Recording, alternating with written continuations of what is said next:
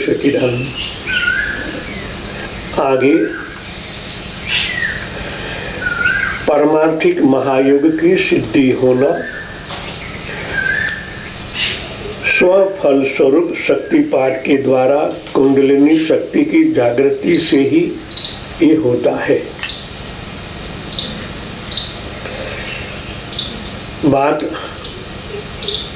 पहले एक तार की थी, अब यहाँ कुंडलिनी शक्ति का शब्द प्रयोग किया गया है। कुंडलिनी माना माँ लक्ष्मी, माँ सरस्वती, महाकाली। इच्छा, ज्ञान, क्रिया, यहाँ से 3 तार जुड़ते हैं, जिनको हम सत्वगुण, रजोगुण, तमोगुण इस नाम से भी पुकारते हैं। कुंडलिनी शक्तिपात से 3 तार क्यों जुड़ते हैं? प्रश्न ऐसा भी उठता है कि हमने परमात्मा की प्राप्ति तो कर ली है, अब फिर से इनकी क्या जरूरत है? 3 मार्ग की क्या जरूरत है?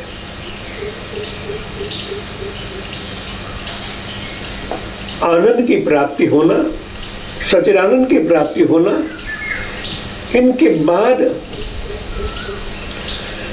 परमात्मा की इच्छा है कि मेरा पुत्र है।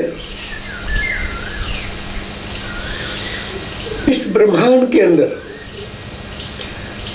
जो माया है उनको देखे इस दिव्य दृष्टि से।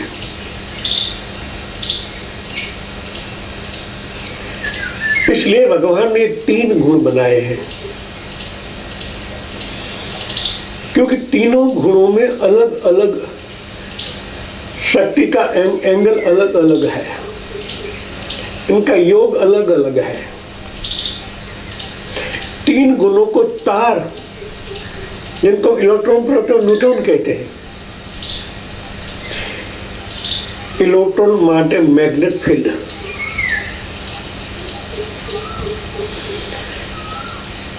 मैग्नेट फील्ड के जो तरंग होते हैं,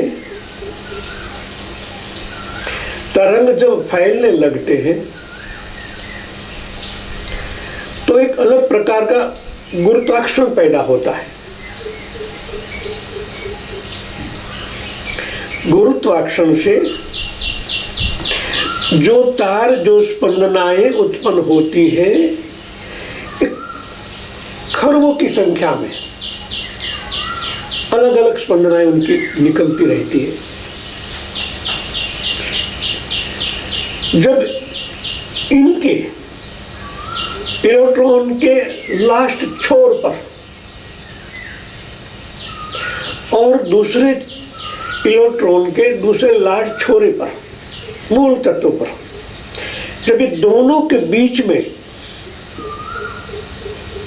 प्रोटॉन है, ये ज्ञान अभी वैज्ञानिक को नहीं है, वो मानते हैं है,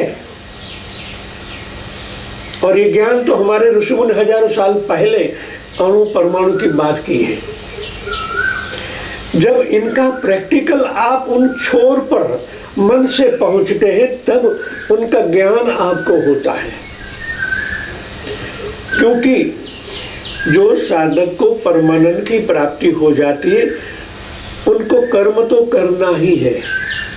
गीता में भगवान ने कहा है, बिना कर्म आप रह नहीं सकते।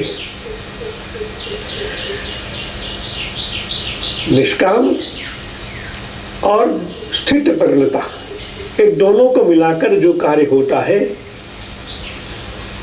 वो परमानंद ही अलग प्रकार का आपको अनुभव करवाता है। इसी तरह ये तीनों गुण का मिलन है। शक्तिपात के मार्ग में ही ये फल प्राप्ति है। शक्तिपात के मार्ग पर ही ये फल प्राप्ति है। गुरु जब शक्तिपात करता है तब उनके अंदर जो उनका अनुभव है, अनुभव सूक्ष्म होता है, अंतःकरण में स्थिर होता है। शक्तिपात में सातों चक्रों का समन्वय करके जब साधक के अंदर पात यानी ट्रांसफर करना, तभी खुद के जो अनुभव है वो ट्रांसफर कर देता है।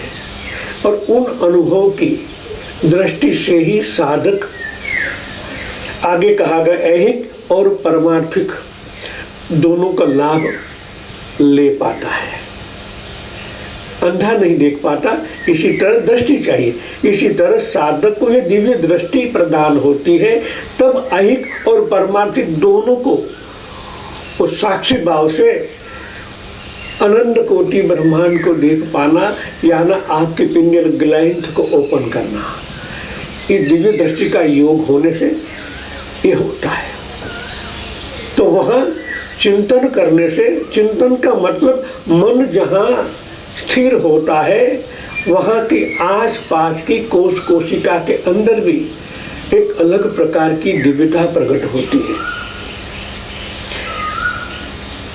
जिस तरह बैटरी लेके जाओगे धीरे धीरे वो प्रकाश आगे ही आगे ले जाता है, इसी तरह मन जहाँ जहाँ योग करता रहता है वहाँ से प्राण प्रकट होता ही रहता है और आप आगे आगे आगे जा पाते हैं। और जहाँ मिलन होता है वहाँ का वातावरण काम करता है। इसलिए आदि गुरु शंकराचार्य ने अपने साधकों को भारत पर्यटन की आज्ञा दी थी। अब ये अनुभव की बात होती है। जो साधक आगे बढ़ता है, जहाँ जहाँ जाता है वहाँ उनकी प्रज्ञा से देखता है, वहाँ वातावरण को फीलिंग करता है। जो वातावरण बना हुआ है वहाँ भी माया यानी ईथर है। ईथर में कई प्रकार की शक्तियाँ भरी हुई है, उनको वहाँ उजागर होता है, वो संपन्न बनता है। साधक संपन्न करने के लिए ही उनको देशाटन की आज्ञा दी जाती है। उनका अर्थ यही है। जय सच्चिदानंद।